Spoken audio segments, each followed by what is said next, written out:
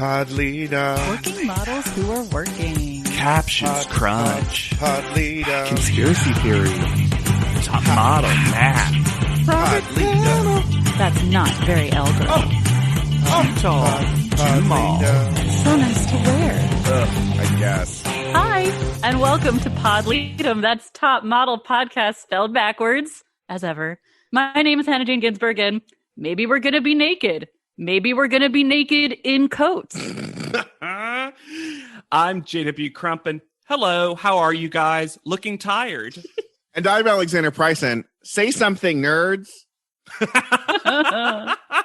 Oh, we will. We will say so many things. We are here discussing Cycle 10, Episode 5. Top Model takes it to the streets. I still hate it so much.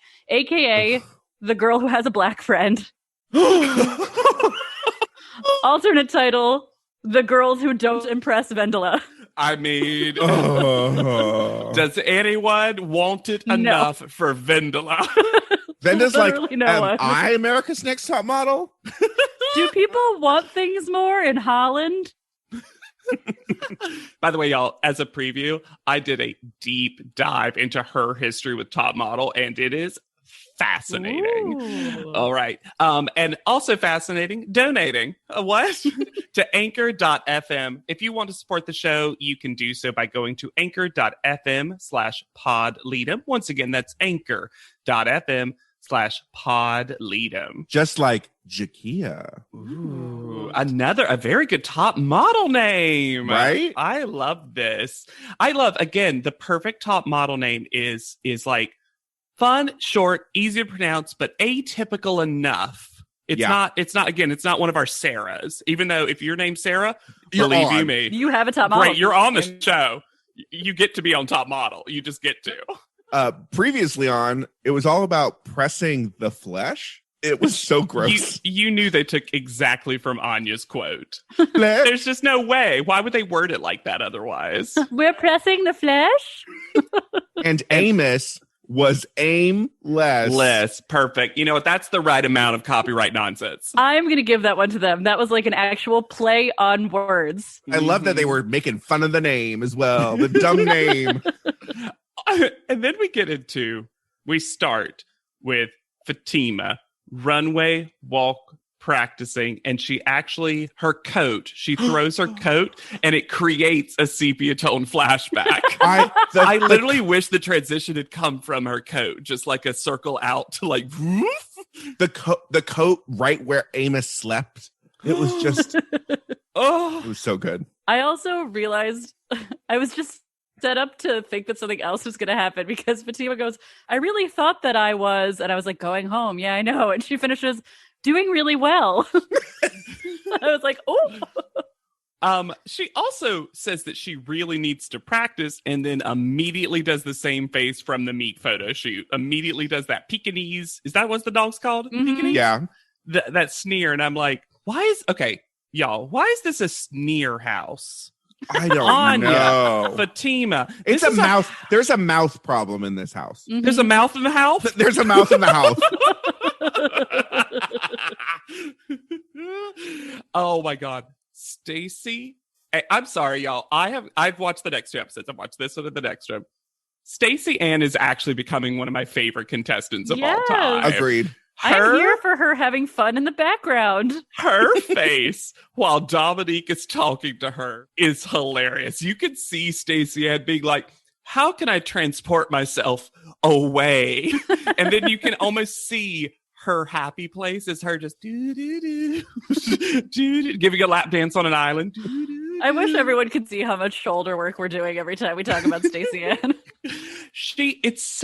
If Tatiana of Cycle 4 was always our like one sentence offhanded comment queen, Stacey Ann gives you face, gives you reactions like no one I've ever seen. No one does please stop on her face like Stacey Ann. Stacey Ann also just makes her own fun. A lot of the girls who want to have fun need to bring other people into it, but Stacey Ann is content to make her own. Mm-hmm. And that is a person I can get behind. Was Stacey Ann an only child, perhaps? Oh, absolutely. Or like a late in life baby. Yes. And I'm going to say it. That's why this marriage has lasted 5 years already. Is Stacey Ann isn't reliant on husband to get her to have. She's like, I'm Stacey Ann, and that's my husband. That's Dominique saying, I believe in me so much it's not even funny. I understand how that's hard to live with, but I was charmed by it as a viewer. Yeah. This is also the first time we're actually seeing Dominique speak in third person. Absolutely. It puts some credence to the fact that maybe she was doing this slightly more often. And so when Tyra said something about it, but again, it's just bad editing. If you're going to have Tyra mention it, you have to show it beforehand. That's the show's fault. Now it feels like her story producer's being like, and what would Dominique think of that? Oh, you said the word Dominique. Could you reverse that and say Dominique? Just repeat it back, like exactly. That would be great. Here's a script.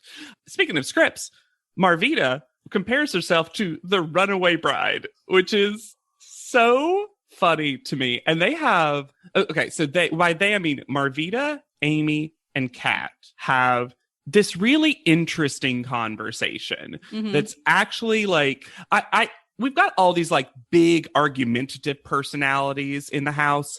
I actually think the range of like perspective might be from Amy to Marvita. They've had very different lived experiences. Yes. And they can have a discussion with one another and be like, here's my perspective. Here's my perspective. They are different, but I'm listening to your side of this. Because Amy's like, but kissing and holding hands is cute. It's fun. And Marvita's like, no, I just don't do that. I don't like it. I don't do that. I can't stand that. Did anyone else find it strange that they had Marvita saying that she had been molested and raped over a shot of Marvita not talking? Yeah, I think that was brought in from another time. Yeah, they've been using that clip a lot. I truly wonder. We've heard it like 4 times now. I wonder if she said it once. And then similar to what they did with Kim, the one time she said like that, like, I'm not just a dumb blonde or whatever that quote was. And then they used it over and over again in those 2 episodes. Yeah. Also, she says, who says I don't trust anyone? Is it Marvita? Yeah. Or is it? I don't trust people is what Marvita says. Hard cut to Claire. Foreshadowing. I mean, the hardest cut to Claire and me. Well, other foreshadowing, Whitney, when Stacey Ann says that she doesn't want to get fat like Whitney, which was like not the best Stacey Ann look. But no, hold up. This was so clearly a joke. Though. I know it was a joke. Like in a fun way, because she's like, I don't want to get fat like you. No, I'm not saying, I'm not coming down on Stacey Ann hard. What I'm saying is then Whitney's like, well, you can say anything to me because I'm Whitney. You can say anything to me. I don't care. Hard foreshadowing.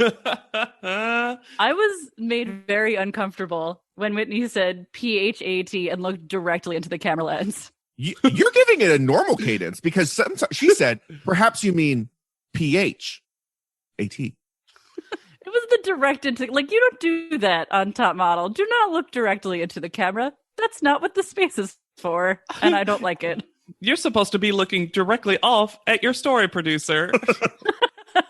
Also, I don't want to skip over because this is the denouement of liking Claire. That Claire says some stuff that I fully don't want to repeat about Marvita, and also the most coded, a different category of girl, and I was just like, that's dripping with otherness to it. That was just like, oh. Claire Me continues being the worst because then she acts out the Tyra scroll. So this episode is just full of microaggressions.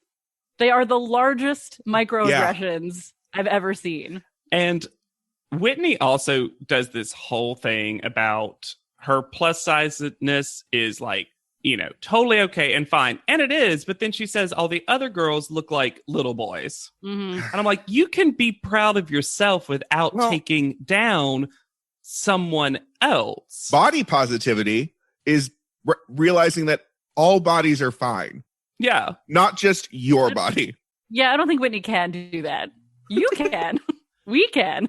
I don't know Whitney that Whitney can. And I also get that at the time, I do think it's one of those things where we were at a point where, because there were so few plus size models and we never saw it, that it was one of those things that I get that if you wanted to like hard course correct, you might have to be aggressive on the other side. I get that. It's just, again, this is a lens of 2020 thing that I'm like, oh, this is not the way to go about that. You know what is the way to go about that, though? Dominique sitting down for the Tyra scroll. Fully in a rolling chair, couldn't be bothered. Why does Fatima bend all the way at the waist? I think Fatima is two parts. She is two things. She is upper half and lower half. And that's the only way they interact. She really doesn't. Her upper and lower body don't communicate with one another. Not at all. It's weird. So, and this is literal, we go to a warehouse in Brooklyn that I just assume is Vendela's warehouse. Vendela's house. Property is a smart investment. I believed in this warehouse. And if you believe in the warehouse, this is a terrible accent, but whatever, I'm going to push through. And if you believe in the warehouse will win. But the warehouse has to win. But you're missing the best part of Vendela's warehouse, where in spotlights, you have commercial, couture, catalog. Ha. And then Marvita said Vendela, and I thought, what the fuck? Because I didn't recognize her, and I was like, no. Who? Why are you saying Vendela? What are you talking about? Also, during those 3 reveals, they only, and I mean, look at it, only cut to Double E Amy. And I had just imagined that if you actually saw the crowd shot, Amy's reacting to all 3, and the rest are just like, huh? What? Who? The reality I wanted to live in was one where commercial and couture were the same man who just had to run very quickly 3 feet to the left. Well, for a hot second, I thought it was Benny Ninja 3 times. Yeah. I also thought it was Benny Ninja 3 times for a second. Because the models didn't look like Benny Ninja, but they were dressed in the Benny Ninja-esque style. The body type was also not dissimilar. Also, I want to say this. Benny Ninja's new haircut can get it. Mm-hmm. Benny Ninja looks great. That was fresh as fuck. He dresses super well this episode, too. He does. No more saggy, baggy bodysuit. He saw that footage and was like, never again. Not meeting the inventor of the Vogue. Which is still not true, Dominique. Still not in the presence of the inventor of the Vogue. Also, Benny Ninja is not the Vogue inventor. It's not the Vogue. Okay. So I want to give you my Vendela deep dive. Ooh, now's right a now. good time for that, yes. Yeah. It does. Walk us through Vendela's warehouse. Can I get a Venn diagram, Mala? And there it is. You almost can, based on this information. So later on in the episode, because Vendela is the special guest judge, she gets called and they show a clip and Tyra introduces her as the host of Scandinavia's Next Top Model. That's not true. Oh, get ready. From 2000, it's just not. I looked this up so many times to make sure. From 2006 to 2008, she hosted the Norwegian version of Top Model, which was not called that. It was called Top Model Norge, like Norge. I don't know how to pronounce that. And then she also hosted the 4th cycle of the Swedish version in 2007. So she was double hosting for 2007. Ooh. Yeah. So there is a Scandinavia version of Top Model. And here's 2 fun facts. It wasn't hosted by Vendela. It had several different hosts. Most of the other Top Model franchises go through host a lot. Except for Heidi in Germany. Yeah. Right. Apparently. Just still doing it to this day.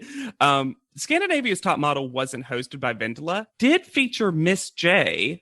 What? And also in 2016 had an all plus size model edition cycle. How dare they? No, And I was just so that has no, of course. happened. I'm saying, how dare they? Like, we've had it. Why couldn't we have it? Yeah.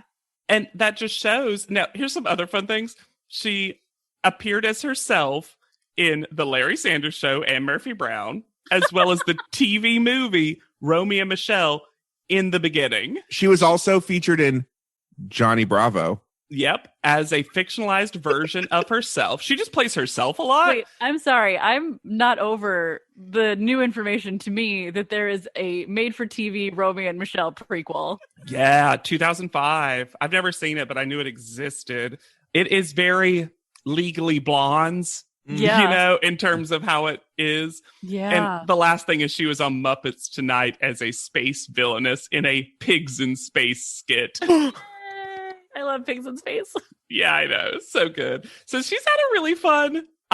Vendel is an interesting presence this episode because I mostly like her, and I just think she has a very clear perspective, a very clear perspective.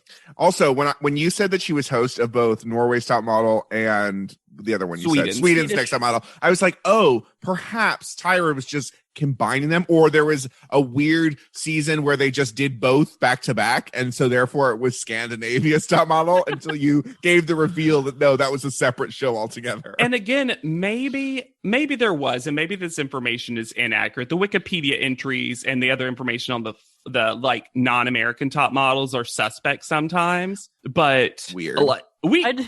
I just it seems weird that she didn't just say Norway's or something. I just love the idea that there's like a full region of Europe that found out about America's Next Top Model and we're like, oh my God, now we know what to do with all of our tall women. Yeah, right? We need 18 versions of this. Every cycle has 40 contestants. Their greatest export. Yeah. Miss Zaman. No, I'm Fatima. That was cute. This is the first time Fatima's done a cute thing. Yeah.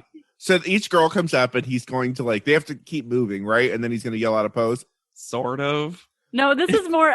So they say that Benny Ninja is going to explain the 3 C's. And that was not true because my husband also asked me to do that and I could not, which meant that I had not been properly explained to. Well, here's the thing. Couture versus commercial, sure. Great. You need catalog versus commercial. We could maybe give a definition, but you have to give these contestants a definition of the difference. Guys, I don't know what you're talking about. Benny Ninja popped an invisible collar. All was made clear. Yeah, I'm pretty sure catalog means hold a piece of clothing. Clothes. Right. Yes. That's exactly what catalog means. It hold the piece that you're selling. Which I get. Skirt, tennis racket.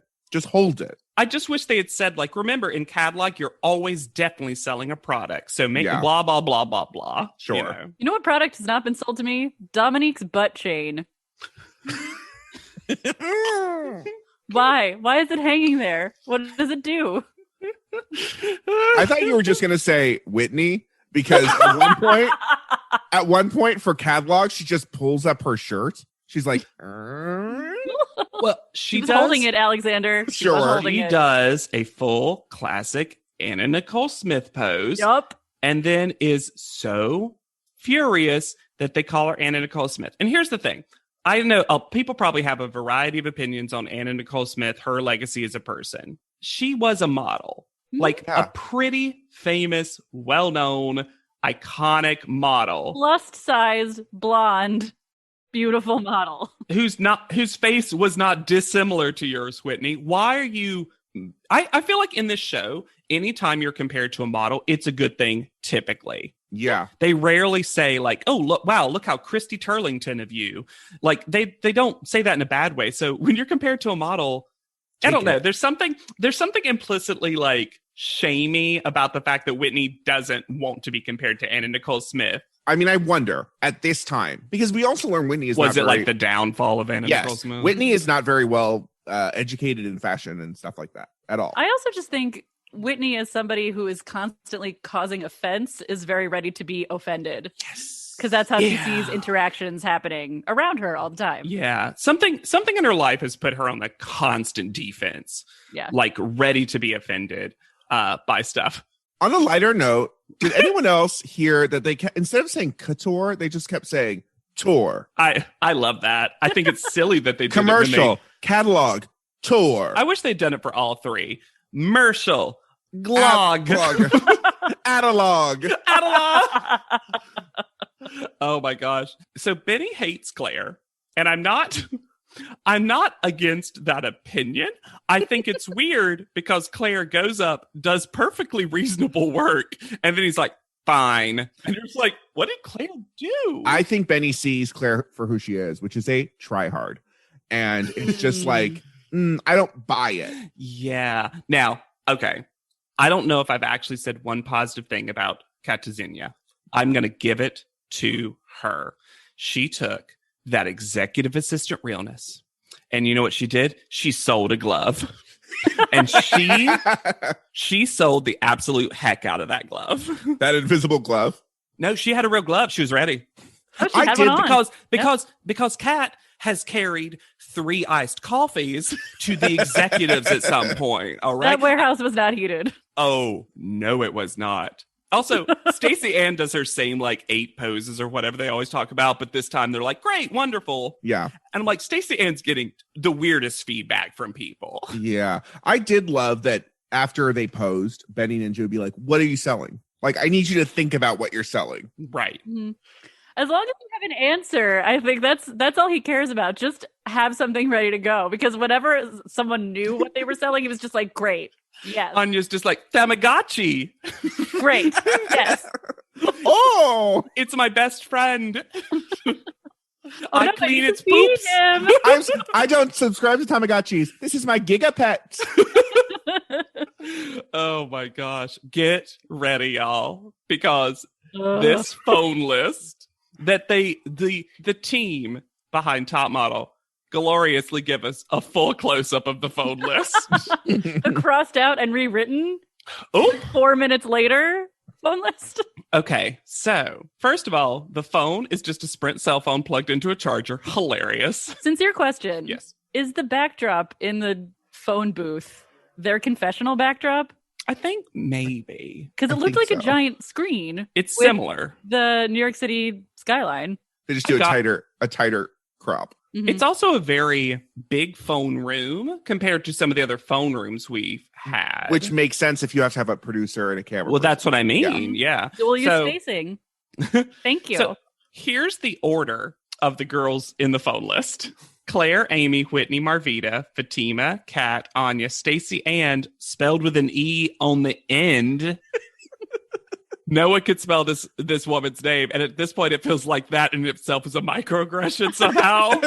Lauren and Dominique. So Dominique was last, which I think is a little important for context of this argument. And then everyone sort of, and Alexander can speak to this a little bit more, but theoretically, everyone should be getting 15 minutes with a 2-minute gap for transitions. And the piece of paper also said leave 8 minutes at the end, which something tells me that there was a very specific 8:15 to 10:15 mandate from production. There is. It's on the top of the list. That's what I mean. I'm giving you the actual time, but they just said 8:15 to 10:15. I don't think that's from the girls. I think that's from production. Yes. So at the top of the list, Claire and Doubly Amy get 15 minutes.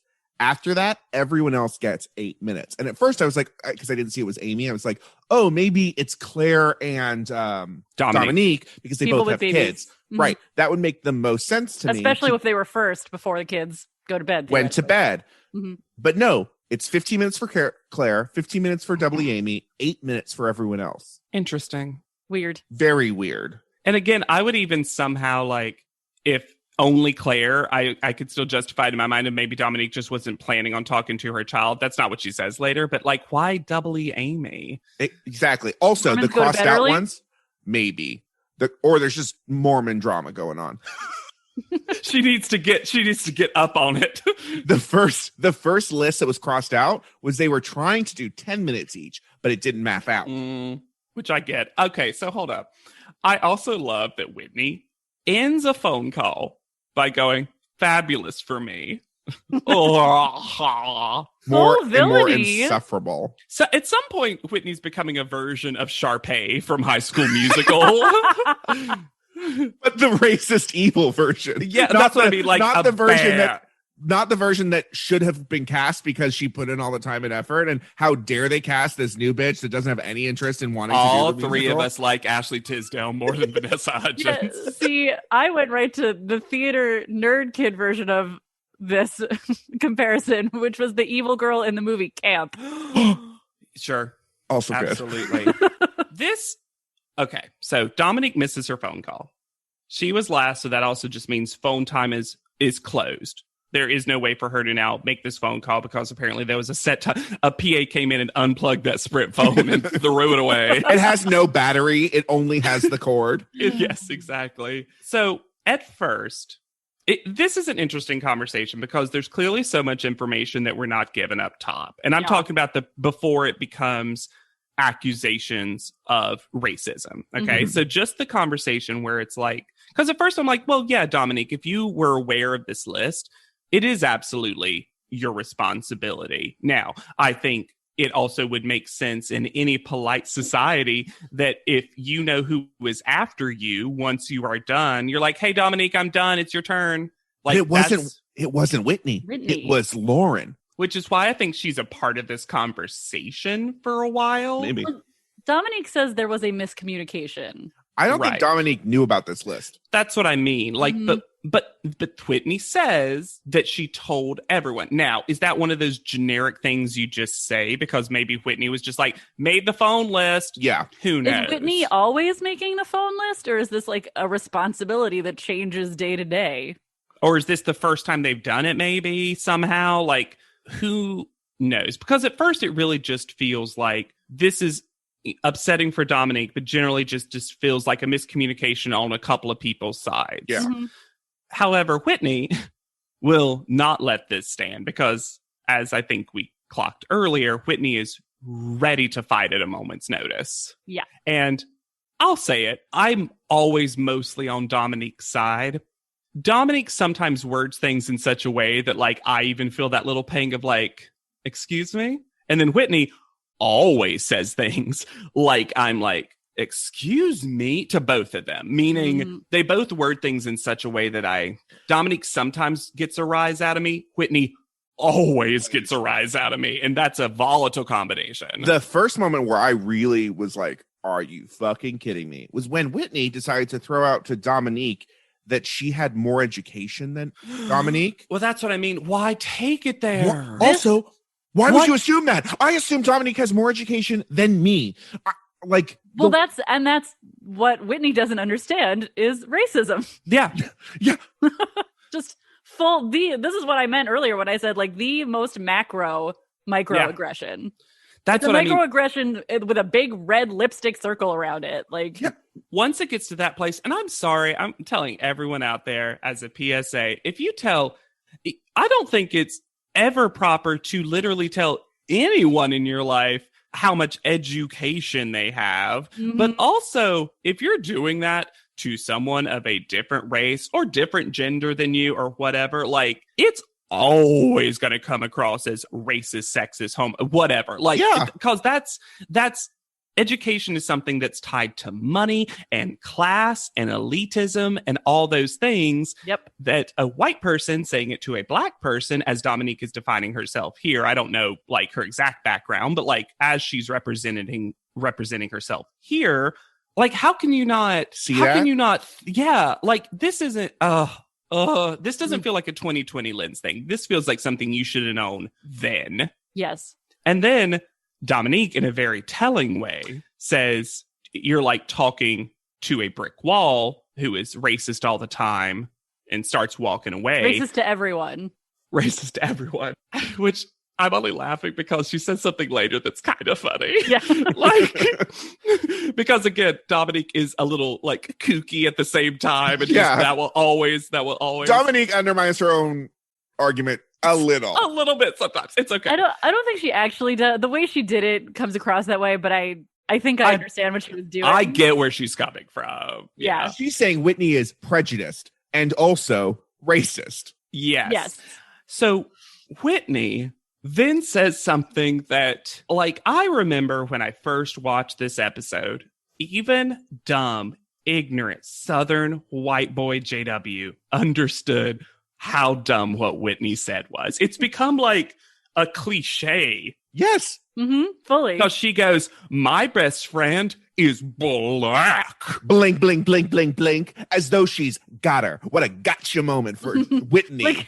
Like she had it in her pocket the whole time. Like back when she and Allison were palling around. She's Yeah. like, they don't know. One day they'll know. Weaponizing it in a way that's ridiculous. Y'all, I did not remember she said this. So when I mentioned in the past episode of like, she probably is going to say this or she's probably going to say that, I for sure did not remember it. And then it happened. I was like, well, it's going to seem like I remembered it. I just, There was That is another. so- A prognosticator. But also that commands a commercial break. So then we have to hear it Again. again. There was another thing she said that was so dumb to me, where she went, "You don't joke about being racist in the South." And my husband and I were like, "Oh, up here in New Jersey, we joke about being racist all the time." My thought was, she's not joking. No, she's This was not a clearly joke. serious. I'll say this as the token Southerner, and I want to be very clear. I'm not defending Whitney. But you're from the actual South and not Florida. So go well, on. also very true. I obviously like the joking, the wording was whatever. I'm gonna be like more generous than I think my body can handle and say that what Whitney might have meant was you don't just throw that accusation out willy-nilly, because in the South, racism is a big issue. And that concept, super generous JW agrees with. Like, it's what I remember one time I was in a conversation, a full stranger, but friend of someone else I was in the conversation with came up, was talking about racism and just like, well, JW, since you're from the South, I assume you're probably more racist than the average person. So blah, blah, blah, blah, blah. And that's not the only time something very similar to that has happened to me. And look, I get it. South got a lot of problems that we need to work on. But there was the smallest part of me that got like confused by Whitney for a second into being on her side for like that like micro like millisecond of like, well, yeah, I've had similar experiences, but I was like, no, wait, don't you pull out this Southern card on me, Whitney. I think that's what she's trying to do by implying that Dominique is joking about her being racist when she's clearly very serious about it. Right. That's what I mean. It is not the same. And I want to be clear about that. I did have that moment where like that conversation came flashing back to me. Yeah. But also, here's the difference. In that conversation, my friends I was with immediately defended me. You know who defends Whitney? Nobody. Also, you know whose side I'm definitely on in this conversation? Marvita in the back with sunglasses, drinking what looks to be either a Zima or a Smirnoff Ice, with Kat just draped on her, and they're just watching. Oh, couldn't be bothered. Also, people start peeling out of this conversation. Oh, Yep. yeah. Anya, Stacey Ann, Lauren, Claire, Gone. eventually gone. No one wants this. No one wants any part of this. It is wild to me. At the very end, almost redeeming the conversation, is Whitney screaming, "Where's the saran wrap?" And that's our transition. That was insanity. What on earth? Deranged. Right before the saran wrap moment, not actually before in the timeline, but in confessional timeline, Whitney says, "I probably said some things that were super out of line, but you have to use different tactics arguing with different people." Yikes. With racists? Honestly. You have to use different tactics with racists. You can't call them racist because then they flip out. Well, no, I think she's talking about herself. Right. She's talking about the way she was being mean and to knows Dominique. that she is being purposefully more offensive to Dominique, but is still offended when called on it. And she's not the only person, Claire, that will eventually like do this tactic of like, you know, how Michelle Obama told us that when they go low, we go high. This house does not believe that. Nope. This house is when they go low, we go lower. We We sink dig to the our very own bottom as graves. quickly as possible. Bottom like of the barrel. When they go low, we reveal ourselves as awful. Well, Tyra scroll. And this is where I noticed there were shenanigans with editing because Whitney and Dominique are standing very close to each other during this Tyra scroll. I noticed that as well. I don't know when this fight happens. It's so funny too. Also, they never show they very rarely show you know, like aftermath or apologies or anything like that. They're always so edited out. So you never know if this is also one of those things that maybe they like at least tabled for the time being or something. I think from my viewing of next episode, that didn't happen. Probably not. No. Just, Whitney gets to be the sidekick villain next episode instead of the main one. So captions crunch. When Lauren starts talking, it says Brooklyn accent. We need to talk about the way Lauren pronounces the word Brooklyn. Brooklyn. Brooklyn. Brooklyn. Yeah. Literally said Brooklyn. Her mush mouth. Her best friend Rahul from Brooklyn. Brooklyn. Her mush mouth gets so bad this episode specifically. It's like she went back to Brooklyn and she like lost it. This is how you're talking, Brooklyn. Wrong. It's like she's had an ice cube on her tongue for hours. It looks like she went for dental surgery every day. Jody spoke more clearly. There's a sentence I love once the dancers and other folks are introduced that are showing them a lot of movement where Dominique goes, she says a lot more, but I just love the sentence. They were draggish and they were beautiful. Yes. Did you see how happy Stacey Ann was about this whole situation? Yes. So excited. So fun. Did anyone else spy Dominique Jackson as one of the dancers?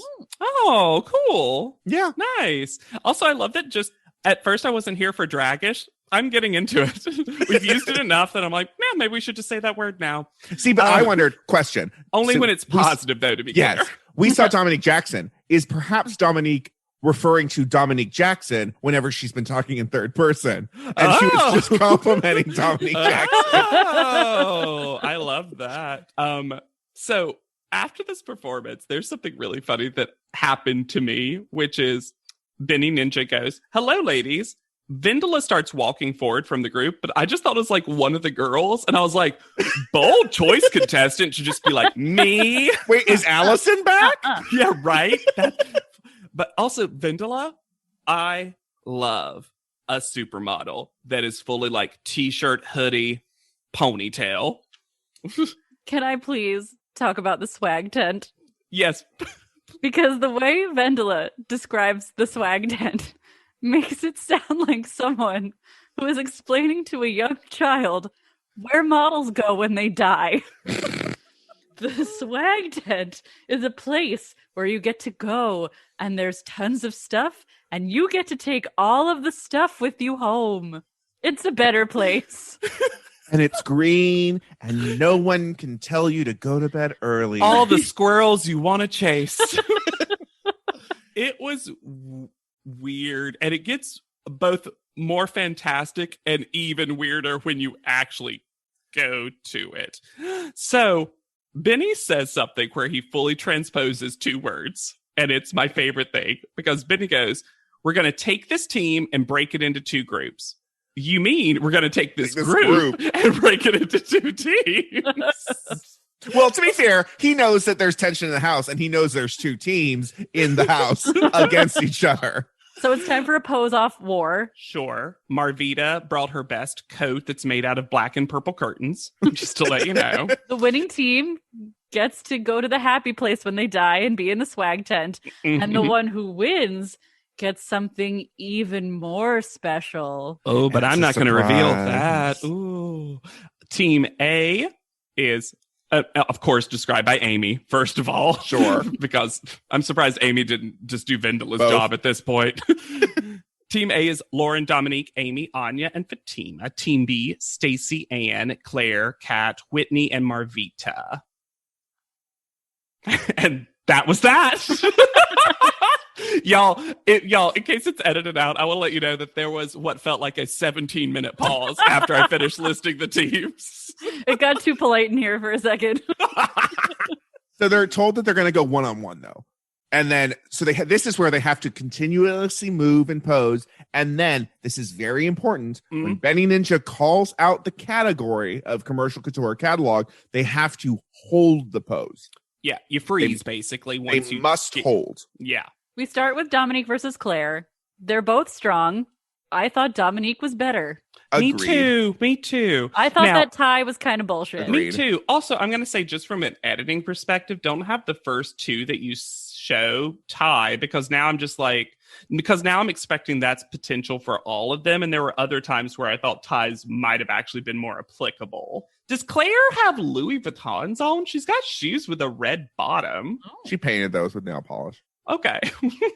Marvita says that Dominique is good, but she's also kind of a drag queen. And I really just want to clarify to Marvita, who isn't here, you can look like something and not be good at what they do. Yeah, you don't Like, I gain can all their put on a white abilities. coat and look like a doctor and then be bad at surgery. To be fair, that 13-year-old boy did do that exact thing and then became an OBGYN for like a month. So I'm upset and will withdraw myself.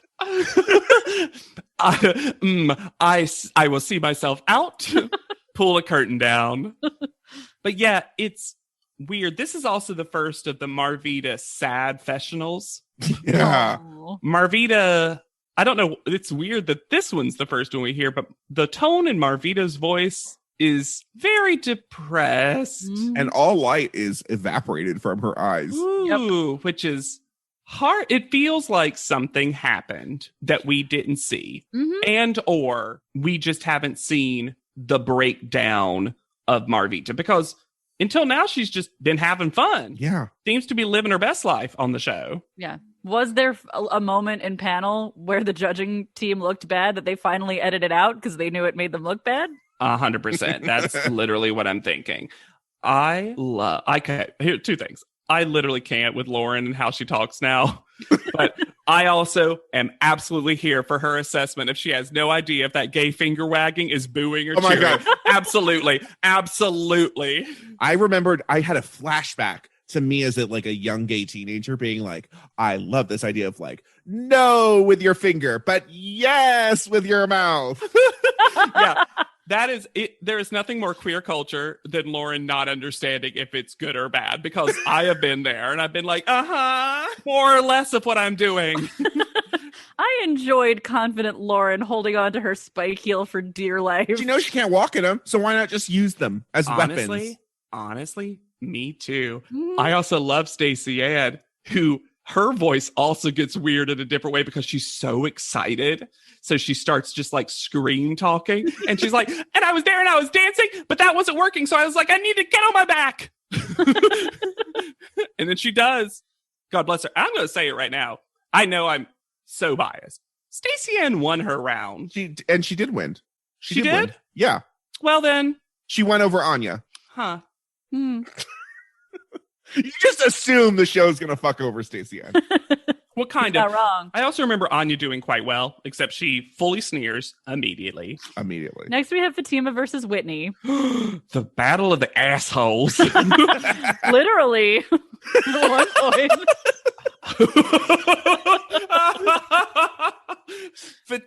Fatima starts with a rough look where she's like, Whitney is just one of those girls you hate in high school. If she had stopped there, I'd have been like, fine. Sure. Yep. And then she was like, one of those cheerleaders that just sleeps with all the football players. Well, to be fair, Tyra gave that character.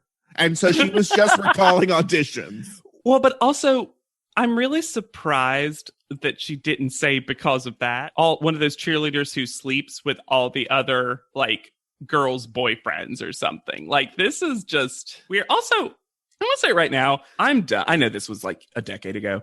I'm done with the stereotype that if you're a cheerleader, you sleep around. I just don't think that's a lot of them true. were really prim. I was about to say, all the Also, cheerleaders the I know band were kids. The band kids are the sluts. They're the ones that sleep with everyone. and they're so good with their mouths. Why wouldn't you? So much breath control. Their embouchure is titillating. They're used to spit. They're used to releasing spit as well. All right, we're absolutely done with this. So then Whitney says a sentence that is not true, I don't think. Because then Whitney's like, and then she put her crotch in my face. And we get a slow down version of what happens. It's like a current flashback. Yes. Fatima is not close to Whitney's face. And also, Whitney, if you hadn't dropped it like it's hot into a split, then maybe her crotch wouldn't have been in your face. Ah, yes, the split that made Vendela cry. I did love Fatima describing getting in Whitney's space as, I saw it there, and I was like, maybe it's a nice pose. I kept going. I do kind of I'd like that logic too. Whitney wins by default because Fatima doesn't stop moving. Yep. And Whitney does watch pose number 1. She does the Janice pose. Yeah, she kind of does. It's not bad. I'm going to say this. If you give, some of this is also, I get that they're theoretically just saying commercial catalog and couture at random. But when they say, when it's Fatima versus Whitney and you do catalog, who's going to win that? Probably. Yeah. I'm just saying, like, there's some of these pairings aren't Fair. equal in what type of model they probably are. Kat is just, I wrote, exec assistant fell down. Why does Kat dress like this? Does she only, and I mean this seriously, I'm not just coming for her. Does she not have any model basics? She only has like corporate basics? Yeah, they might just be her good clothes. Right? It's kind of fascinating though, because she's always dressed as if she's an associate producer on the show. Also, this pairing, when they came up as the pair, I just had to write thrilling with the most disdain of just like, what a boring pair. And then when Kat wins, how? She was just doing a pooping pose. I will say this. It was nice to, I think, get our first Katazinia talking head. I think so. If so, her first line is iconic to me, where she just goes, "It felt cool to dominate." I was like, where's this cat? Who's just like casually like, This is the beginning, I think, of it. I hope so. What I did love about Amy is her combination of sequin tank and winter-long scarf. Yep. Which felt very real in a I just came in from recess in high school kind of look. Yep, absolutely. Absolutely. Marvita's team wins. Yep. Which is important to note because it was 4-2. Like the last round barely mattered. I guess they could have tied theoretically. Marvita goes, "I kept losing points for them, so I'm freeloading," which was very fun. Also, then we get the reveal of the individual winner, and I screamed my head off. Oh my God. Claire wins. Someone we didn't even think should have won her round. Someone who did not definitively win her round because she tied. How did she get to be the winner? That is so silly to me. I would have absolutely, I guess if Team Stacey B wins, I guess Stacey Ann, but like, that I don't feels think Team like B was better, though, is the problem. Yeah, I that's think also Fatima true. was probably better, but broke the rules. Dominique should have. So it was like Dominique, Lauren, Fatima versus Stacey Ann and Kat. Like, and I wouldn't have minded a Stacey Ann Anya tie, honestly. Anya did Sure. pretty good. Dominique should have been our winner for this challenge. they should have had like, here's the team that wins, but here's the best overall poser, Dominique. Yeah, and you get to also go with the team that wins. That'd have been fun. Anyway, they get to go. This introduces a person who I am absolutely here for, and I'll tell you why. Absolutely. At the end, y'all, yes, absolutely. Absolutely. And boring person ever. she makes a power move at the end that I cherish. Love that you are doubling down on Karen Wood from Backstage Creations. Also, President of Backstage Creations. but her Chiron's really weird because it doesn't say like president, comma, Backstage Creations or Backstage Creations president. It just says President Backstage Creations, which makes it seem like that's the name of the business. I also thought that for a hot second. She asked Kat if she's there for a job interview. She's not. She's part of the winning team.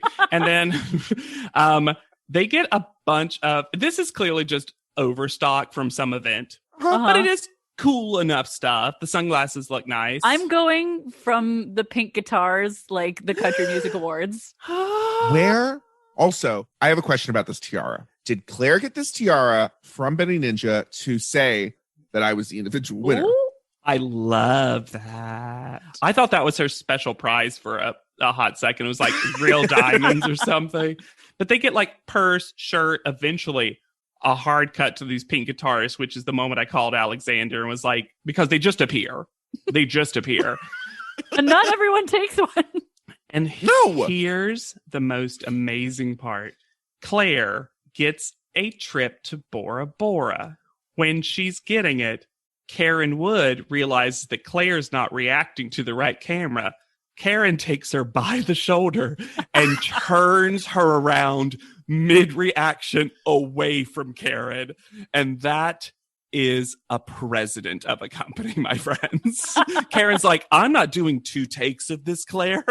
Get your ass to the right camera. I have things to do. I'm Karen Wood and I'm a president. I realized this is where Marvita gets the sunglasses during the racism fight. I'm only laughing because of just calling it racism fight. Because in my head, I was this is the saddest the saddest thing for the show. When you said racism fight, I go, which one? Oh, This episode. oh boy. Whitney also thinks that she should have won because in a description that kind of defies her whole bag, Right. Yep. she's a plus size girl doing splits. I have the Nicole Byer book, and she does a lot of splits, and I love it. Yay. By the way, y'all, that's a really good book. I think it's called So Fat, So Brave. It's really funny. Nobody's really better funny. than Nicole Byer. Yeah, I know. Marvita talks about being herself, and she says that she's herself 24/7, 7 days a week. So not only 24 hours, 7 days a week, but also 7 days of those 7 days of the week. Mm-hmm. I think I've discovered what new Marvita actually is. New Marvita is maybe drunk Marvita, because we start seeing Marvita drink a lot this episode. Yeah, and she's drinking like 40s. Mm-hmm. A 40 at Her one and point. Lauren. It is funny to watch her pour one in Lauren's mouth. I remembered that being a lot more, but it's like clearly they're just like playing around. Fatima decides Didn't learn anything in auditions. Not one lesson from Shaya and Shaylinda got into Fatima's head. Truly. Because Fatima, I'm using her word. I think it's important to say it for the purposes of like, to make sure if you haven't seen the episode, she calls Marvita ghetto 3 different times. And that's not even the last time she'll say that word. And this, the as Hannah said, the macro aggressions of saying ghetto and hood and all that stuff to refer to a person or a thing over and over again really gets gross in this episode. And I can't believe Fatima. I almost want to like talk to her and be like through the TV and be like, Fatima, there are bigger assholes in this house. If you just shut up. Yeah. She would be fine if she just didn't speak a lot of the time. Honestly. Which is true for a few of these yeah, women. I really think she knows that this is offensive because she never says it to Marvita. It's always in a confessional. Which is wild to me because I'm like, that's still to somebody. That's to national television. Uh-huh.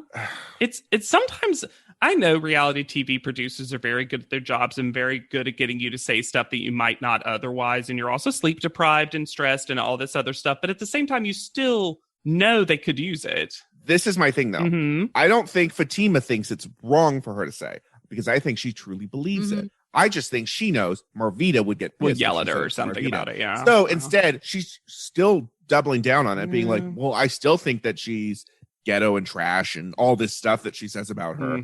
But I'm just not going to say it to Marvita's face because I don't want to have a fight again. It's another one of I those. was grateful in the desert of awfulness to have the cute moment of Dominic doing Marvita's hair. Yes. I was like, I needed a moment of people being nice to each other in this godforsaken house. I also loved the Tyra scroll. One of the few ones I could understand and read. LA is all about your car. New York is all about your coat. And then someone going, maybe we're doing a coat drive. Great. Maybe we're going to be naked. Maybe we're going to be naked in coats, which I'm going to argue is not naked. It is sexy, though. Naked in a coat, always sexy. That's you in your white doctor coat, Hannah. You're That's just right. naked under it. Hey, I'm your doctor. I'm here to fix you. Let's look at your chart. Not sexy enough? That's what I see. Let's fix that. Let me put this blood pressure cuff on. Where should I put it? Just lay it on top of them. Because I'm dumb now. Yes. That's the character, Hannah. Get into character. I was about to say your character's naked doctor. Let's not. Don't make me feel bad for making naked doctor. Maybe not the brightest bulb. How do you think she got ahead? By giving head. How are you guys? Looking tired. So, another photo shoot. When he said looking tired, and I know it's my opening quote, but I was like, Mr. J, why? Here's my thing. Mr. J was not actually the art director of this shoot. Sutan was clearly art directing this shoot. Yeah. So Mr. J decided he was there to mildly bully everyone. Also, Marvita is clearly hungover. Yes. Is what's going on in this episode. Yes. but at least he has a glitter skull shirt from Seasons Yore. Let's talk about the fact that Mr. J says, for this, we're stripping away all the crazy elements, except for a ton of paint. I'm going to go on record. We've talked about it. We love a beauty shoot, and that's essentially what this is. I actually think, I generally really like the idea behind this. This is something you could see on the cover of a paper magazine or something. Oh, yeah. I'm here for the idea of this. It's described so poorly just to be like, we're going to do a beauty shoot, but we want to give it a little twist. So you're going to have to pose very quickly because there's going to be paint that's drying on you. That's a cool test that they kind of explain later. Kind of. Yeah, kind of. Okay. And They also say he also doesn't understand what's going to happen. This goes into Hannah's point. He calls it paint splatters. It's not splattered. Drippies. It's drips. And I had to erase my note where it's like beauty shots, quote unquote, with paint splatter. Never mind. It's drips. I wish just one person just got blasted with paint. So I actually did type this. And I think I was just a little tired when I watched this episode because gorgeous human being person, Peter Buckingham, arrives to be our photographer. I don't know if he says one word the entire time. I actually typed Peter Fuckingham. And then I looked at my notes later and I was like, I didn't do that on purpose. It's just my head was like, Peter Fuckingham. This is the kind of crush object that makes you feel bad about yourself. Right? Yeah. Yeah. At least he comes out of the episode unscathed because he doesn't talk. Yep. That's important. The pictures they show of his stuff were not good, right? They were right in the middle for me. It was just the kind of stuff where I was like, this is fine. I think this isn't our ends worst. up being really strong, though. Yes. The shoot is very strong. Mr. J tries to psych out Dominique again before she goes up. Why? Why does she? And Dominique herself has to say, okay, well, let's just have fun. Can we just have fun? Like, Dominique herself is trying so hard to take back her narrative and to stop because imagine if you're Dominique and you're a young person who is in a competition where already most people aren't being very kind to you. You don't have a lot of friends in the house, and the person who's your creative director and all the judges constantly are like, too hard. You look like a drag queen, like blah, blah, blah. Every single time you eat, before you do anything. And even when you get praise, it's from the perspective of, I was shocked. Right. Now, 2 actual tips happen, which I like. He gives an actual tip to Lauren, which says, hey, since these are like drippy elements that are kind of like live props almost, he doesn't say that, I'm being better. Live props almost.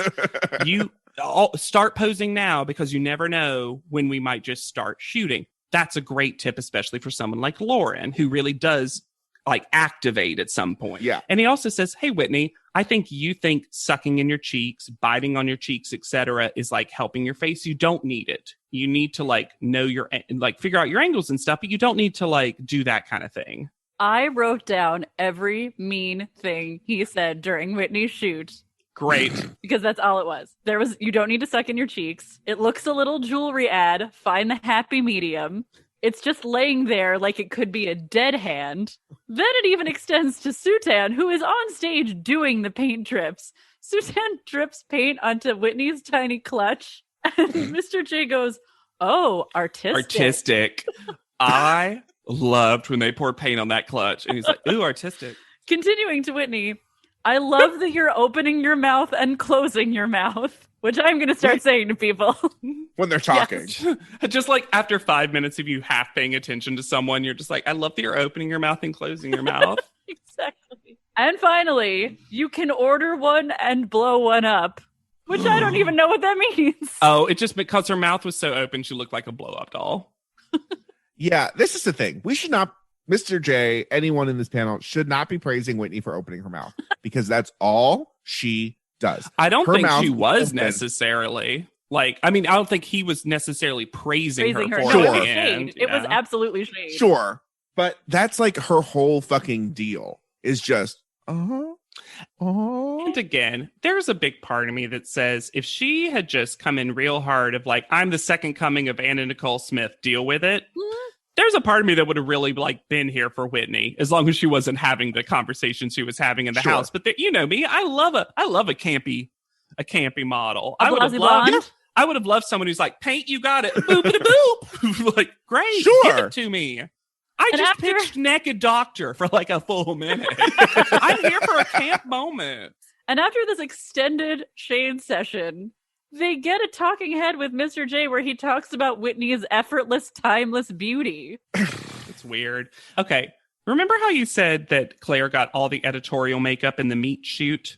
Mm. I know these are all sort of editorial beauty shots, but they just love to eyeline the heck out of Claire.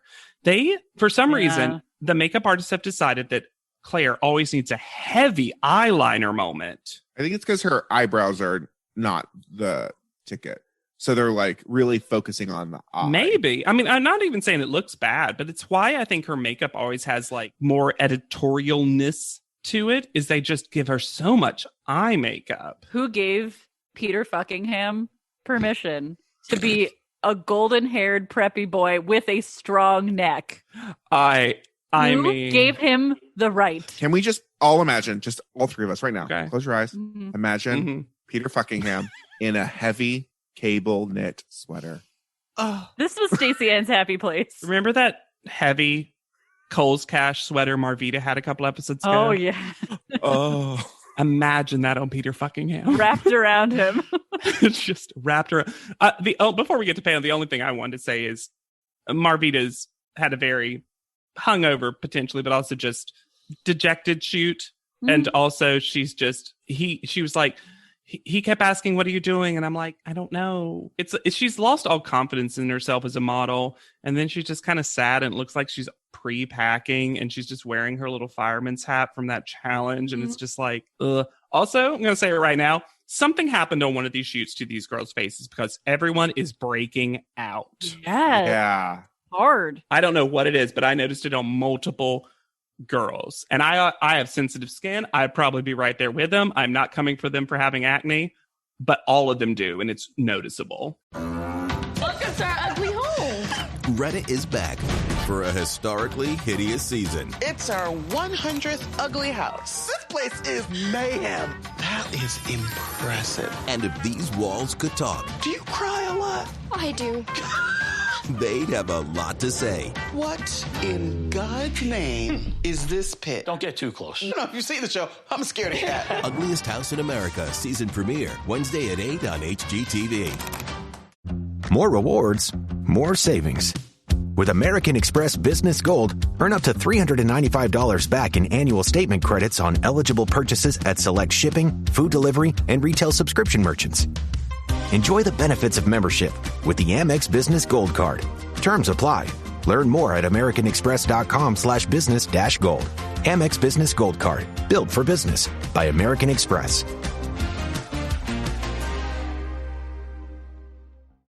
Starting a business can seem like a daunting task, unless you have a partner like Shopify. They have the tools you need to start and grow your business. From designing a website to marketing to selling and beyond, Shopify can help with everything you need. There's a reason millions of companies like Mattel, Heinz, and Allbirds continue to trust and use them.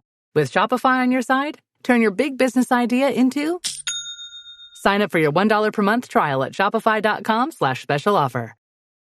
There are too many hands in Tyra's Where photo. did that third hand come from? It reminded me so much of that bald shoot with, I think it was Leslie or whomever, that just had 15 hands in it. Also, why is Tyra like the nun saint of finger paint in this photo? She was a kindergarten teacher that's like, this would be fun. And then all the kids did this to her. You know what her other hobby besides finger painting is, though? Making wicker chairs. Because Tyra is ready to be in a gazebo.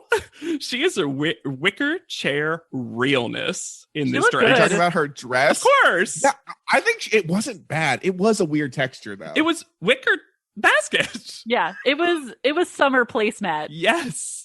And again, I'm not saying it looks bad, but it was all of these things we've described as well. Were the girls given a brief to wear black and white and red, maybe? Because Red all over. they come out and I'm like, what the? Huh? We've noticed in more recent cycles this happens more often, because remember there was that one cycle 9 where everyone was in gray. Yeah. And maybe it's the girls like are collectively putting on their outfits and they just are bored. And so they're picking clothes that kind of like, oh, hey, everyone, let's wear our black and, Match. Paulina looks amazing. Vendela is introduced by Tyra as Miss Vendela Supermodel Vendela. Not like the other Vendela. This is the supermodel Vendela. Why do we not say her last name? She has a last name. But she also got Tyra with just her first name, so maybe at this time she was only going by Vendela. I mean, it's a good one-name name. Yeah, it's just... By the way, y'all, clock Vendela, because Vendela is not here for any of these women. No one wants anything more than Vendela. Tyra describes the shoot for us slightly more accurately than Mr. J. And the paint was dripping in your eyes, and I'm sure it wasn't that comfortable. So let's get started. Tyra Tulis. I feel like she expected some sort of reaction from everybody. Yeah. That did not happen. Like, oh no, it wasn't. This was bad. Also, we're not going to add drum roll to the list of Tyra's talents. No. That is not a talent at all. Why did Dominique make that face when she was called? Yeah, I don't know. Because even Tyra clocks it. She's like, oh, what was that face? It's not like she was nervous or scared of her photo. She was just like, oh. Maybe it was that she was called first. Dominique didn't expect to be called first. Why is Dominique's shirt like that? Okay. I love Dominique. Dominique has some dressing problems. She's not the best dresser. No. I don't think she's one of our fashion people. I didn't hate it as much if maybe the white ties on the hips were gone. Yeah. A lot of Dominique's clothes have unnecessary ties hanging off of them. I like to imagine she just like, that's how she keeps things. She carabiners things to herself. She likes dangly bits. Yeah. And I mean, who among us can say we don't like a dangle? Jenna was like, I love a dangle. I love a dongle. When Dominique's picture comes up, and we'll talk about the picture, the first thing out of someone's mouth, and I know it because captions gave it to me, was colorful. Great critique. Thank you. It's like, that's like being like, paint. Model. We're just describing it. Model on screen. I think her face is quite lovely. I think her hand looks bizarre. Yeah, it does look a little weird. It just looks like so almost like a claymation hand. Those bracelets look great, though. I would wear those chunky bracelets. Yeah, it's very much an ad for these bracelets. Clearly. Also, this is stunning in a non-Dominique way. Like, it doesn't look necessarily like Dominique. No, it's transformative. She looks gorgeous. And her eyes are so activated. It's kind of what they say. She does look softer. And, you know, like, I hate the way they talked about her hardness, but it is true that it is nice that she can produce something that's this, like, soft. When they're talking about her and they say that she looks like a fine girl in a club usually, and now she looks intellectual. Why are we on the Whitney train production? Right. Also, I'll just say this. We talk a lot on this show about implicit bias and microaggressions and macroaggressions this week. Hey. But it just reminds me, I was an economics major, so it's like micro and macroeconomics. That's all I can think of. At some point, microaggressions just become aggressions. Yeah. Yeah. And I just, intellectual, that's such a weird, I can't believe, I truly can't believe they said that. That's just, that's such a, first of all, it's nonsense for the photo. It has nothing to do with the photo. And to pivot also to the stereotype of girl in the club, when last week she was too mom-ish. Yes, she's never given me girl at club energy. Because ever. The only way I would ever like maybe, again, I'm opening my bag of generosity and giving it to people, is maybe if the model dressed like she was going to a club. If she like April, if she came in seasons past, maybe like then I'd be like, you kind of just look like a girl in line for the club or whatever. But that's an outfit thing. You can't physically you can't physically have the body of a club goer. Fit and sweaty, perhaps. Sweaty's all I'll give you. Okay, so Anya is next. Yes. Why don't they like this photo? I think this is a nice photo. I kind of get what they're saying, that there's a little lack of intensity, but I think the framing and the body positioning is quite nice. The one thing I don't like about this photo is she's veering into that sneer again. Like veer into that sneer? Yeah, I mean, maybe they've mistaken her sneering for intensity, because I'm just so happy to not see the full sneer. Me too. Yes. I will say it also looks like they gave her a makeover because you can't see any of her white hair. So it just looks like she has a purple bob now. Yeah. But I thought this picture was fully fine. I did too. I also did. She also, it's not her best, but she's had a few good photos. Yeah. She also, for me, looks the best out of anyone in person in panel. Looks like she is ready to model. Which they all disagree with. The panel totally disagrees with. Yeah, that's true. Interesting. We also get Tyra saying what you need to do is squint with an eye open. And she gives us a full smizing example. But also makes it seem like it's really hard to hold. Yeah, she's I'm intense. doing it. I'm doing it. I'm doing it. I'm still doing it. I'm still doing it. Okay. But I'm just shocked that we have danced around smize. I forgot that it took it's still seasons away, but she keeps talking. She hasn't figured out how to brand it yet. Yeah. And one day we'll land on Super Smize. Oh, happy day. Katarzyna is next. This is probably the best cat photo so far. Oh, yes. For easy. And this is easy. definitely a clutch ad. Uh-huh. She got some intense makeup that no one else got too. This like red under the eye. I called it ketchup and mustard in my notes. A little bit. It is a little bit. If you photoshopped out the clutch and put a burger there, it could also be a really high-end Carl's Jr. ad. Sure. But I'm just so happy the cat has a photo I like. Truly. Oh, she has a little turquoise tear as well. Yeah. Huh. No, I like the And photo, what's though. interesting is Kat made that. That wasn't there. Cried. She cried that out. Yeah. So the next person is Fatima. And before we get into what happens, the first thing I wrote was armpit, not for what they complain about, but because I don't like armpits in photos. Same. Right. And we've all been on record that the show's even told us that. Remember that time we had to agree with Danny? Ugh.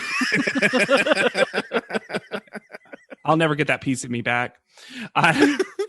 So this shaming is not the look panel. I guess the jaunty fiddle of shame comes in. They're just so freaked out by this. And also, like, Fatima's reaction is so sincere. Like, oh, I just didn't know that this was a problem. I just never shaved. It's not come up. No one said this to me. No one said it to me during the shoot. Yeah, there's so many questions. Why didn't Mr. J tell her to drop her arm? Why did they pick a photo when her arm was straight up in the air? Why, if it was such a problem, did they not just say, hey, Fatima, here's a razor? If that's really what their problem is. Yeah. I wrestled in high school, and if you had too much of a beard, they would give you a razor and cold water and tell you to go for it. There's a lot of bleeding from the faces in wrestling. I know you say that as a bad thing. I have never used shaving cream and literally just Cold water? Warm or cold, it doesn't matter. But I can go both directions. I don't break out. I have a soft beard and durable skin. Is your skin made out of Tyra's dress tarp? Yes, it is. They make so much fun of her that they literally do some top model math. How dare you, Nigel Barker?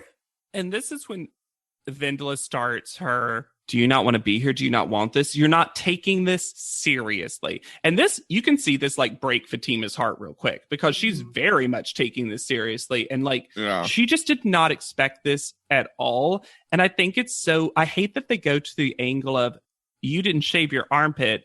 And because you didn't shave your armpit, you're not taking this seriously, especially since Fatima is just like, clearly just like happy to shave if you need her to. Yeah. She was just not told to. And I think, again, this might be a little bit of a 2020 lens thing, but also clearly it's not because Fatima wasn't shaving then either. But if part of a model is achieving a specific look, and they might not hire a model with hair in certain places if they don't want that for the look. I'm not agreeing or disagreeing with that. I'm just saying that that's factually accurate. But the way they present it is that she should have known. Yes. That it's. I also just don't love that we're equating shaved and clean. Right. Yep. Especially because she looks so gorgeous in this photo. Mm-hmm. Again, would have loved her arm down just because I don't like the arm up. It's just very deodorant commercial every time. Her face is so beautiful. You know what? That's a challenge for all of our creative directors out there. Give us an armpit photo where you're not selling deodorant. Put I'm selling a Tamagotchi. just again, Carl's Jr. burger right in the pit. Lauren is next. What happened to her shoes? I know. I'm pretty sure I know. So there's a pair of silver pumps that have been worn by several different people, Lauren included. And at the end of this episode, they are in Marvita's suitcase. They were Marvita's, I think. I don't think Lauren actually has her own shoes. I think that she is borrowing shoes from other people because she didn't come to the house with shoes, and we have not seen a jaunty shoe shopping trip. Well, that being said, that they did get those packages early on where she had to put on high heels, so she does have a pair of high heels that she was But gifted. they're those weird strappy ones. She was wearing the silver ones during the voguing posing challenge. Interesting. And they are Marvita's. Interesting. This is so funny. And what's so funny about this, too, is Lauren's the tallest. I actually don't think that her wearing black Converses is the worst thing, to be honest. Like, if she styles the rest of herself really well, I think it's brandable. I think so, too, especially when they reveal later that she's 6'1". I do love the joke when she was like, they were like, how big are they? Size 10. Oh, girl, this queen stole that. That was fun. It was fun. Way. The one nice thing about having all these like drag performers and other folks from like the House of Ninja maybe, and like his friends at least, I'll say, is that like Miss J living their best life talking about like that community, which I think's really fun. This is like when Top Model's cool, when they're just like putting some queer culture on display without it being like commented on exactly, but in a fun, like in a fun way. I like it when that happens. I think Lauren's photo is pretty great. Yeah. Very good. This is the one that I really see why they put the gels over their eyes. It's not just like weird, like cyberpunky future, but with the light going through it, it basically throws makeup on her face. But it's very cool. And Lauren can give chin straight to camera without looking like her chin's taking over the shot, which is a great job. But again, Vendela wants seriousness. Vendela must have been the worst host, right? Well, just they're apparently the only criteria for Vendela is like wanting it and taking it seriously. Don't She's smile. on the wrong Don't laugh. cycle. Takes this seriously. Hey guys, I have a question for you. And it's a little top model math, and I get if you don't have an answer right away. How many inches does a recording artist's neck have? And how many inches does a model's neck have? Because I know I just know that one more inch will take me from recording artist to model. And I'd love to try to be both. Claire's picture. Claire's, which is, to me, in the Anya realm of fine. Fine. Again, this is a mostly successful. She has the least amount of paint of everyone in this shoot. Because it's all in her eyes. It's all up in her eyes.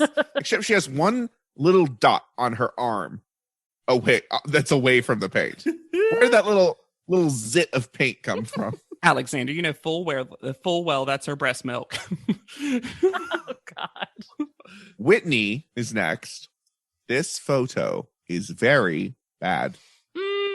I don't say very bad. I think it is one of the least successful ones. And I think it's literally exactly what we saw being shot in the moment. Comparatively, it's quite bad. Sure. Her eyes are so dead. Yeah. Her mouth is so slack. It's the eyes that ruin it for me personally. Mm-hmm. Well, it looks like she stood there and someone dumped paint on her and she's upset. Yeah, and then she pointed to her one ear like, listen, you missed a spot.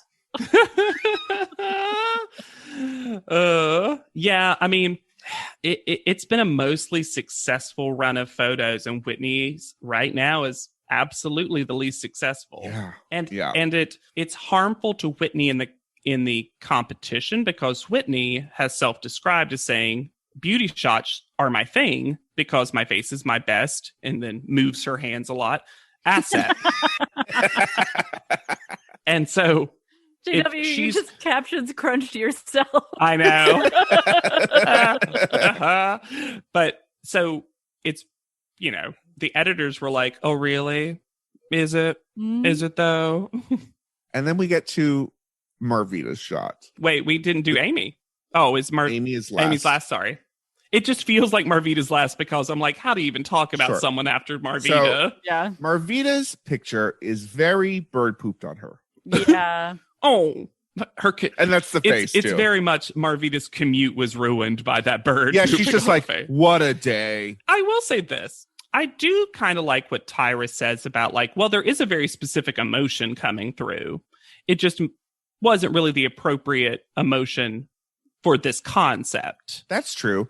What I didn't need to hear was that This was National Geographic meets French Vogue. I also don't think we needed to hear from Paulina. It's a little bit like Orphan is doing modeling. Which starts the weirdest argument for Vendela versus Paulina, the battles of the supermodels. But the topic being debated is Orphan, who is a model, good or bad? Oh my God. On the scale of Orphan being a model, is it good or bad? Is it one of those hot orphans or one of those ugga orphans? Forever orphans, as we sometimes call them. Oh, God. Is this an ethereal orphan or a cynical orphan? Cynical, because her hair is dark. Yeah, that's true. But yeah, it first of all, it's not that. Again, you're only saying National Geographic because it's a black model. Yes. This episode's a little, we talked about it beforehand. Me and Alexander did. We saw each other before. We didn't see each other. It's quarantine. We spoke to one another and we were just like, this episode's kind of hard to sit through sometimes. Like, it's been a while. Like, it's been a while since we've had an episode where there's like not enough levity for all the like. Well, I think it's also coming from last cycle where we didn't really have any of that kind of drama. And then we were reminded that we're still watching Top Model. And this cycle was going to bring it back. Woo! I think now I know kind of why you maybe like implicitly didn't watch cycle 10 as many times, Hannah, as other cycles. I totally forgot about all this stuff, truly. There's a lot of toxicity in this house and this cycle. Yeah. Well, there's a lot of toxicity on the next person's face. It's Stacey Ann. And this photo, she looks like, it's going to get gross, this is very bukkake on Stacey Ann's face. There is two things. One, these are all bukkake. Don't act like that's not what this is. Okay, so she had the biggest circle jerk around her because there is so much paint of so many different colors. Here's the thing, and it's all over her. This is a great photo, though. Yeah. No, it is good. This lipstick out of a photo. Oh my, her lips look amazing. Her whole face looks amazing. And like, she also is doing the kind of half-closed eyes Whitney is trying to do. Yeah. But I'm sorry, I saw this photo and I was like, look, listeners, I get it if you don't like Stacey Ann for whatever incorrect reason. I get it. And I know I'm standing for her really hard, and I pick, you gotta have one every cycle. I pick a contestant and I really go, here's the thing though. Stacey Ann, Elle Macpherson lingerie photo aside, has had some of the best photos every single time. Agree. This is a good photo, and she has the most to deal with and acts through. And the highest degree of difficulty for sure. And luckily, the panel likes it too. Tyra says something where she points to her neck and says that sometimes Stacey Ann squats too much, and that, my friends, is a hunch. Yeah. It's also just a lighting issue in this photo. You don't squat with your neck. Squat with your quads. Yeah. Doubly Amy is last. And I mean, y'all. I'm going to agree with you, JW. She looks stunning. Gorgeous. And luckily the panel agrees, but the panel actually kind of can't verbalize their feelings about the photo because it just pops onto your screen and you're like, oh, this is a photo that literally nothing could improve it. No, this is very Vogue Italian. Yes, there is, and this is eye makeup that I usually hate. I hate consumptive eye makeup. I feel you. And she looks so good. She just like, it looks like it could be an ad. It looks like it could be a cover. Her skin does not have a flaw. No, and then Paulina says that she sometimes thinks Amy looks like a real girl instead of a model, as if Amy's normally Pinocchio walking around. And I'm just like, Paulina, that's one of those things. Like, those aren't, you can be a real person and a model. Now, I will say this. Amy has never really once dressed well for panel. No. She doesn't dress poorly or tacky. She just dresses like she's like a Mormon. No, she dresses like an 18-year-old girl. Yeah. But, you know, she just loves to ponytail, cover her body. Sweater dress. Comfort. She has flat ironed those bangs till they cover her entire eye. She does the opposite than Natasha did with a bang. She was like, "Ooh, a bang! Let's see if I can get more of it." All the way down. Yeah. Maybe she licks it down rather than licks it back. The judges will deliberate, and we'll find out which one of you is what, Jay? Thin paint. What does that mean? Nothing. And then even wilder, when they return, Tyra asked the question, which one of these girls is going to be water-based paint, darling. As opposed to acrylic. That's the paint that goes home. It doesn't stick around. It's easily washed away. It's for children and walls. I will maybe, again, because my generosity factory is flowing free today, give Miss J, like, without a second take, thin paint. But then knowing that she had the time to say something, she says, water-based paint?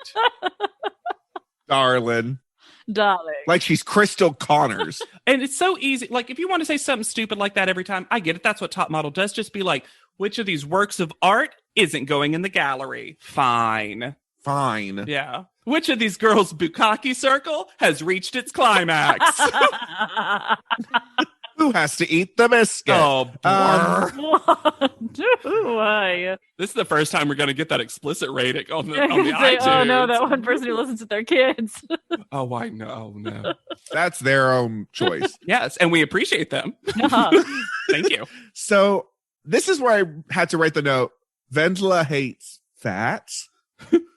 Paulina and Vendela finally come together on one issue, and that issue is Whitney. Vendela has decided that because Whitney did that split, which is of all the reasons to dislike Whitney. Weirdest thing. Yeah. That's the most likable thing about Whitney. She was like not taking it seriously. And I'm like, the opposite was true. Whitney was trying to win and was pulling out all the stops like a desperate drag queen on RuPaul's Drag Race. And then she did win. Yeah. She did win that round. Well, it was on a technicality. But still. Yeah. I do like Tyra's assessment. And you know it's rare that we get to say that. Where she talks about Marvita and she says, I think Marvita is giving up on the competition before it gives up on her. I don't know if it's accurate. I can see why Tyra would think that, though. Why does Nigel keep insisting, both to her face and when she's not in the room, that Claire doesn't have obvious beauty? This is a woman with a very symmetrical face. Who's pretty striking in person except for how she dresses, which they barely commented on. Don't understand. Yeah. Also, since when is it a negative to be versatile? A chameleon. When they're talking about Amy. It's so funny that Amy so clearly has a stunning photo, has mostly taken stunning photos, again, except for the meat shot. Like, yeah. Everyone, a lot of our top contenders have had one bad week, which keeps things interesting, but mostly good weeks. They won't let Stacey win this. And also, I think Amy, they won't let Amy win this. And I think Amy does look like herself in every photo. I agree. Yeah. I think the problem is that Amy doesn't have a particular feature that's like strikingly atypical. Mm-hmm. Yeah. She doesn't have that model. It's kind of, to be fair to Paulina, it's kind of like, yeah, you just look like a real girl, like a real person, she's so plausible. Yeah. It's too plausible. Too plausible. It's working too against plausible, her. Too plausible. That's stupid. Talking about Lauren. Funny. Paulina says that she lumbers out like young Frankenstein, and I really hope that Paulina is a big Mel Brooks fan. I get that energy, honestly. That would make me very happy. I love that Paulina just has a soft spot for Lauren. I do too. Yeah. Someone needs to stick up for Lauren because Lauren gives good pictures, and because young Frankenstein's her way through panel, never gets much credit, it feels like. The first call out. Oh, wait. We got to give acknowledgement, Alexander, to Tyra. Did what? A good enough bit. Mm-hmm. Because they talked about stealing the shoes. Tyra claims that she did it, pulls out her probably actually size 10 high heels. Yeah. And then Jay gives some great slang from the drag community, etc. Said, better than be mopping and boosting. I love it.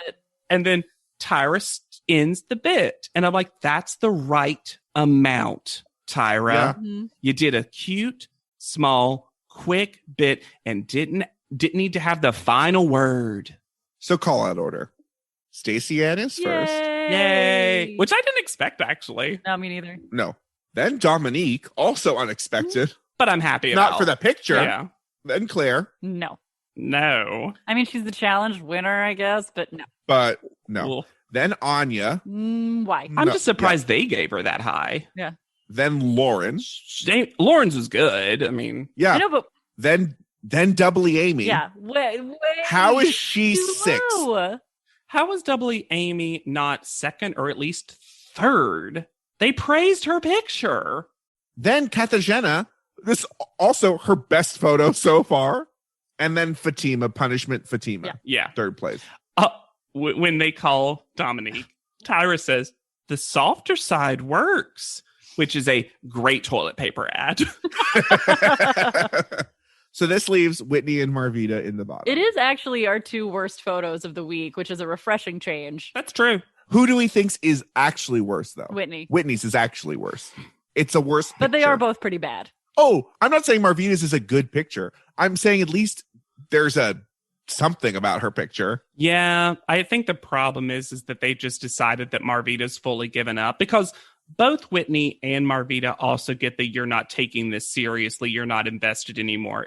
They try to say that Whitney and Marvita are the same person, and that couldn't be further from the truth. It just seems so produced. Whitney's facial expression during this whole thing, you do not want to see that face coming at you from a dark alley. That is the face of murder. I wonder if truly, spoiler, Whitney ends up winning the cycle because Tyra's like, oh, I don't want Whitney coming after me. So Whitney stays, obviously. Yeah. Marvita goes home. Marvita says something that breaks my heart. She says, I overcame my fear of doing what I love most, which is, it doesn't break my heart in the sense that it's actually a pretty sweet sentiment. But also I'm just like, oh, Marvita, that's a heavy thing to put on this modeling competition. Yeah. She also says she's just going to keep knocking on doors until somebody answers. Yeah. Which is the thing that people who work in creative fields have to do. Yeah, absolutely. So absolutely. I hope we're about to hear good things from UJW. We're not going to hear a lot, unfortunately. Her name is Marvita Washington. So second contestant, I think this is the first time we've had a contestant with a previous last name of somebody like Eugenia and then Marvita. I found what I believe to be her Instagram, but it was private and my requested access hasn't been granted. Model, actress, vegan chef, health and fitness guru, juice queen, which I like to imagine just because she always says I'm juiced. So juiced. Yep, she branded. Anchorage, Alaska born. It must be her. San Francisco raised. Yep. Resides in New York City. So it's either just someone who knows a lot about her or it has a really good fake, but we haven't seen a lot of those. No, they're usually really bad. The fakes are really There was bad. an interesting thing from one interview. It wasn't a lot of information, but this was actually her third time auditioning. Oh. So one time she didn't even make it to the semifinals or whatever. So this was a journey of at least 3 times where literally she got a little further each time, which is kind of interesting. Yeah. I also know I didn't get a chance to watch it because while I think they're probably pretty high quality, they're pretty long. I think that Oliver Twixt, is that the name of that person who does the interviews? Yeah. There's someone named Oliver on YouTube who, you know, a bunch of you have mentioned to us as well, who's been doing a lot of interviews very recently with past contestants. And I do believe there is a Marvita one. So if you want an update on Marvita, I believe there is a very, very recent interview that I could look at. I looked at a little bit of the footage, exact same, still stunning face, etc. Unfortunately, didn't have the horse main weave. I was told by a listener, and I don't know this is true, but I was messaged that Marvita apparently also lied about therapy. Tiffany agreed. Right. I know what you're referencing. The counseling that apparently I'm just saying what I was told. I don't know if it's true. Don't take it as fact. I'm just saying apparently Marvita also faked that to get on the show again. Oh wow. Top Model does not check up on people when they say they get therapy. That's interesting to me because I feel like she must have at least read a lot of self-help books because she's got a lot of the language of it. Yeah, I'm just saying we have been gaslit before. So it's not unconscionable that we would have been tricked again. I remembered Marvita staying for longer. Yeah. Did either of you feel that way? Yeah. Well, yes. And I also think this was the weirdest thing for me with Marvita on the show. She had storyline, then no storyline, then away. Like there seemed to be a huge chunk missing out of Marvita's edit. Yes. That we weren't shown for some reason. Because it seems like she goes from like doing okay, like she's taking great pictures. The panel doesn't really like them, but she's taking great pictures, and then all of a sudden she's the saddest person. Yeah, I'm really bummed about that. I think I was probably the one of the 3 of us who was most standing for Marvita. Yeah. I like her a lot. I think she's really beautiful and a very specific, unusual way. Atypical. And I enjoyed her on the show so much more until suddenly her narrative was sad and Yeah. defeated. Yeah. And it really bums me out that that's the note that she had to go out on, because she was so fun. She had a great, you clocked it in another episode. She was very witty, had a great sense of humor, seemed to get along with multiple people in the house, which in this house seems like. And had a goal of getting along with people in the house. And was a drama squelcher. Which this house needed. Goodness me. Yeah, I just, it's interesting because I think Marvita is someone who's very remembered. Part of that is because she did appear on 2 cycles, technically. Sure. Yeah. And I do think it's she a great has name. like great memorable name that no other contestant had. And also she had a memorable makeover. Like she's got all the makings of like almost like an all-stars contestant, but at the same time didn't actually go that far. But if you think we go far, you should rate, review, and listen to this podcast. Follow us on Spotify, go to Podchaser. You can also send us an email at podleadum.com.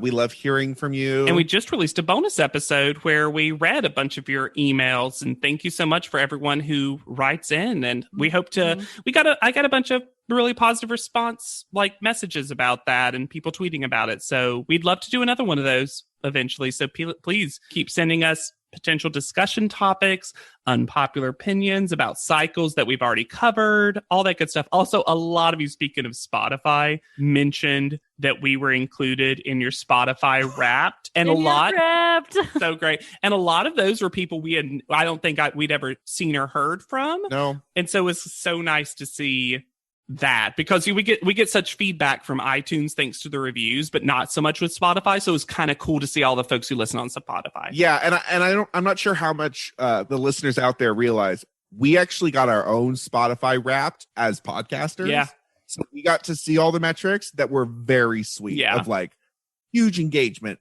over 100 countries. Yeah, it was really the sweet. Isle of Man loves us. Loves us. And I'm going to say it right now, if the country name is anything like what I imagine it to be, I am here for the trip. Or it's one man who really stands. Isle of Stan. In the year of our Lord 2020, it means a lot to see how we've engaged with you. So thank you. Yes, thank you. You've made our 2020 bearable. You can find me anywhere at Yet Charming. You can continue to find me and my cute son, as so many of you have, on Instagram at Hannah Jane Ginsburg. And hey, y'all, I'm on Twitter at JW Crump. And be sure to use the hashtag PodLeadum anytime you talk about us, because that's how I eat. And I need you to feed me. Yep. So for PodLeadum, I have been Alexander Price. I'll be Hannah Jane Ginsburg. And I'm JW Crump. And we'll see you on top. PodLeadum is not endorsed by America's Next Top Model, Tyra Banks, 10x10 Entertainment, or any of their subsidiaries. It is intended for entertainment and informational purposes only. America's Next Top Model and all names, pictures, and audio clips are registered trademarks and copyrights of their respective trademark and copyright holders.